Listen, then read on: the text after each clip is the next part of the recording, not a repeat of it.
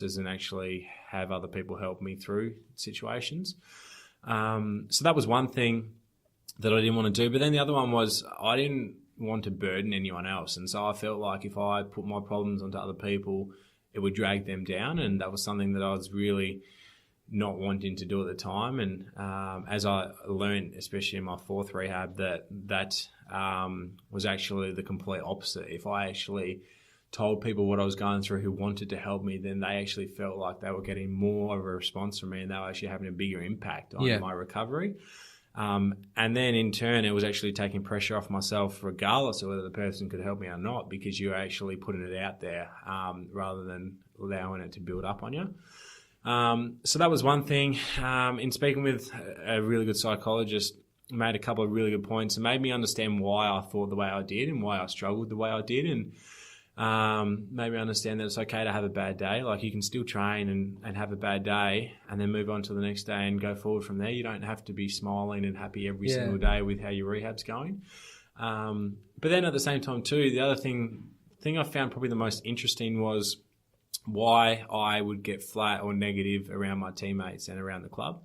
And it made perfect sense to me once he explained it. And then I would go through these situations where I'd be doing a session on my own on the bike and the boys would be in the gym doing their own thing. And you'd look over at teammates and be like, that bloke doesn't train hard enough. That bloke's got no idea what I'm going through. And so when these thoughts would come into my mind, I was able to then tell myself, this isn't me thinking clearly. This is clearly because I'm struggling with my rehab and with battling with different types of depression and things like that. That's actually why these thoughts are coming up. And they hook you. They do. And you get, next 100%. Thing you know, you're into another thought and another thought. Exactly.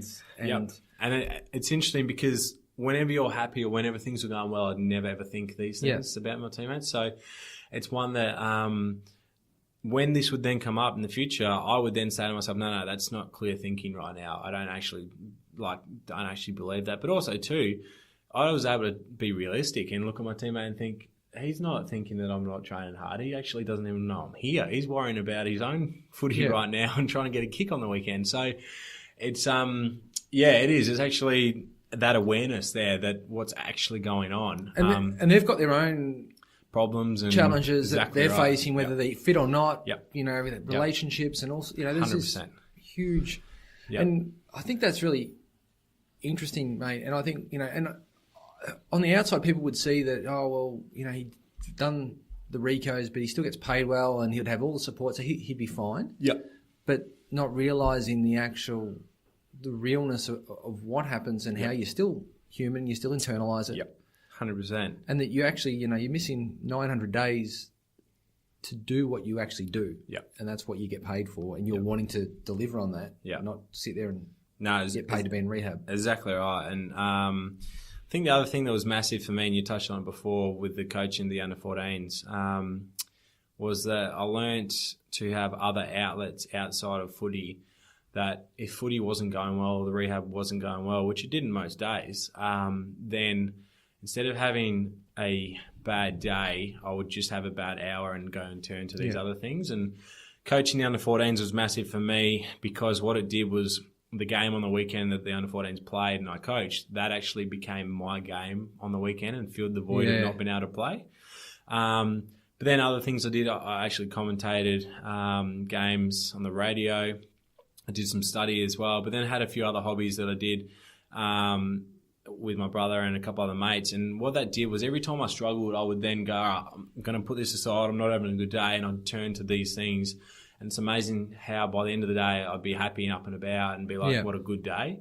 Whereas probably for my first two rehabs, I'd have a really bad session at the club, go home, sit on the couch and be like, no, I'm not doing anything. I'm not seeing anyone. I'm not talking to anyone. And you'd actually spiral more and more out of control. So it made a massive difference for me.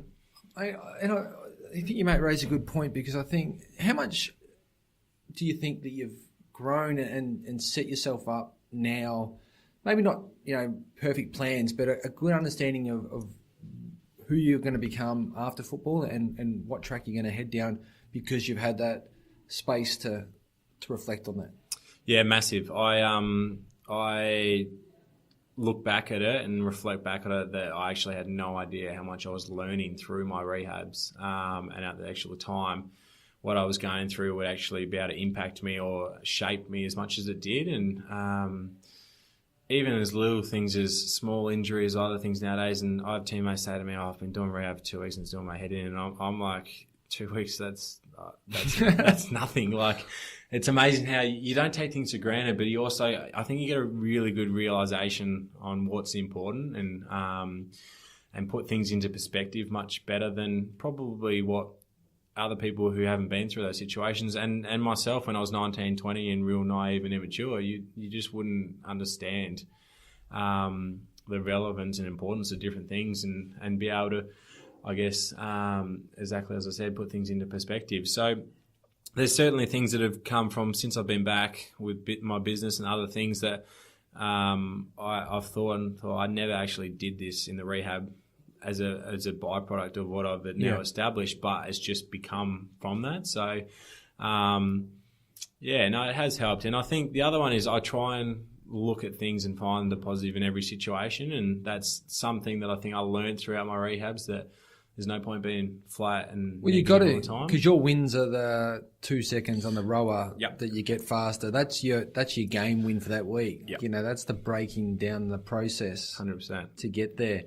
And I think we'll get into the business, mate, because I see football as an amazing opportunity for people, but the reality is with footballers is some come out of football better and they've got a clearer view. Some come out and really battle to reconnect back into what life's really about. And the reality is that the average footballer, your football career is maybe 8% of your life. Yep. It's a dot in the reality of whatever you got left. Yep. So, understanding that there's a lot more beyond, but the opportunity for people that you meet, a chance to develop and grow yourself is in abundance when you're playing. You meet the best physios, you meet the best doctors, you get opportunities to meet leaders of businesses, and you take those on when you get those to just grow you as a person in generally. So, mate, the business that you set up, can you explain a little bit about what it does and how it's come about? Yeah, sure. So my business is MTMF, which is Mental Toughness, Mental Fortitude, and it actually developed another one where I didn't realise it happening at the time, but through my third rehab, I remember thinking at one stage of my rehab, for 90% of the rehab and recovery, I'm flat, I'm down, I'm struggling, I'm battling through this.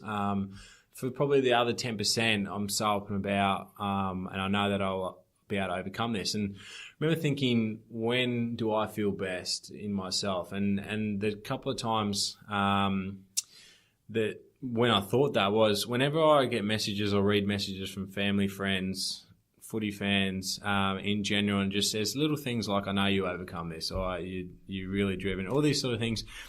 It gives you that sort of hit of adrenaline. You're like, yeah, I will. I know I've got incredible support around me. Although it doesn't feel like it throughout the majority of the rehab, you actually do. And so I remember thinking, I've got to be able to feel like this and think this more often. And then the other one was no one in the history of the AFL has ever come back from 4 ACLs, and not many from 3. So I remember thinking at the time, I'm going to do this and be one of the first persons to ever do this. And 4 in particular, I wanted to be that player that people could say he's actually overcome this, because most don't, or most people don't believe you will.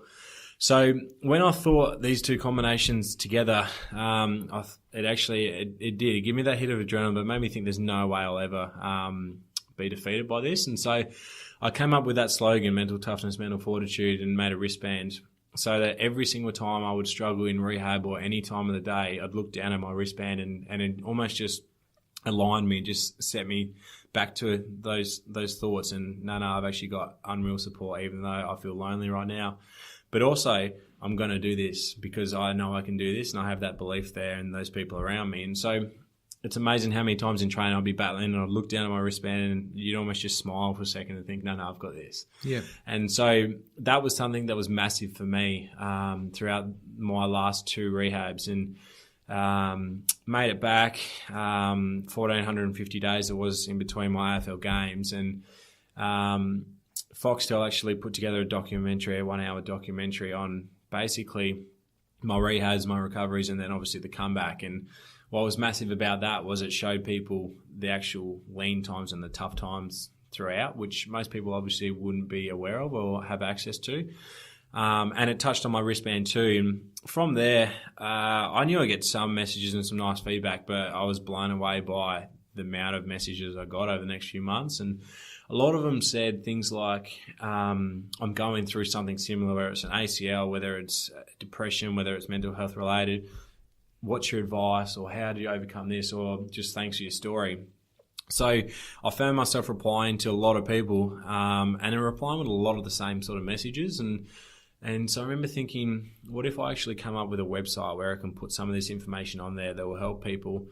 And the other one that was big for me too was I did 4 ACLs and came back from 4 ACLs with the best physios, doctors, welfare managers, strength coaches, psychologists. So I had the best people around me, and I know how hard that actually was to come back from. Yep. So I remember thinking and speaking with another player who'd done multiple ACLs and saying to him, there's no real documentation out there of an ACL plan, basically how to overcome an ACL.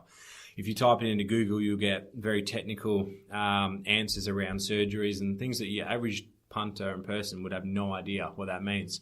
So I remember thinking, why don't I write up a ACL plan that's a 9-month plan broken down into 1-month blocks, and just go, mentally, this is what you're going to go through. Physically, this is what you're going to go through. Here's exercises that should help you. Here's ways to overcome different things. So basically, if you've got a local footballer or netballer who might see a physio once every 2 or 3 weeks, they then, when they leave the physio's office, don't go, I won't see him for 2 or 3 weeks now. I've got no idea what I'm going to do for the next 2 or 3 weeks. This will just give them a little guide, day-by-day guide that they can follow. And so that's where it basically grew from. And initially it was the recovery information. And then from there it went to a lot of people asked for wristbands. And from there it went to sports casual apparel, and has sort of grown from there since. I think it's really important what you're doing, because I think however many thousands of guys and girls that play football on a weekend, there's, multiple, probably in the 20s, 30s recos every weekend. Mm-hmm.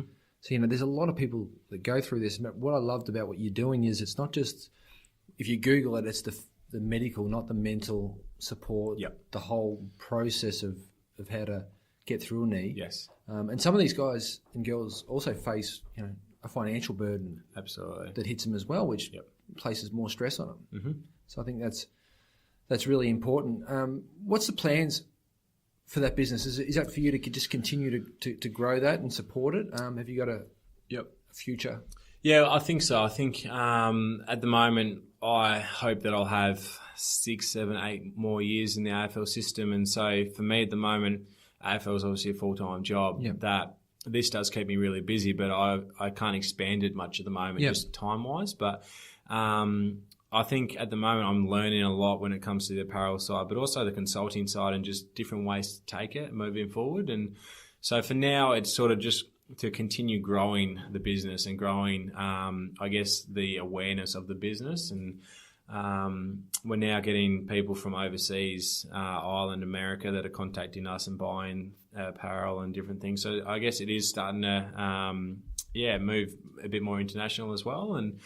And then when I do finish my career, it's something that I certainly might look at making it much bigger, and actually have a couple of plans in mind that I could go down whether I want to or not, and whether that's been leading in that field, I guess, in Australia. There's certainly a real want and knack for that, and there's a lot of growth in that area too.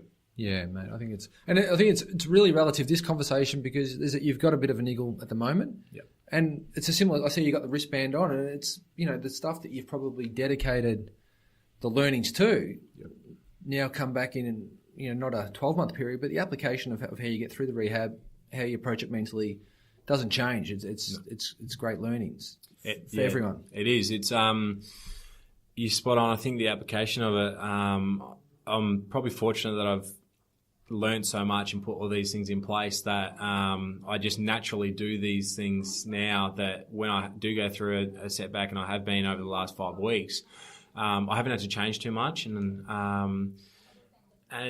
that awareness is there too, that I've had some flat days and some shocking days, and I'm like, no, okay, I'm going to have a bad day today. I'm just going to bank that. I'm going to the acceptance. That. Exactly. That's fine. There's nothing wrong with me being flat today. I don't have to be up and about. And as long as I can move on from that and have another crack tomorrow.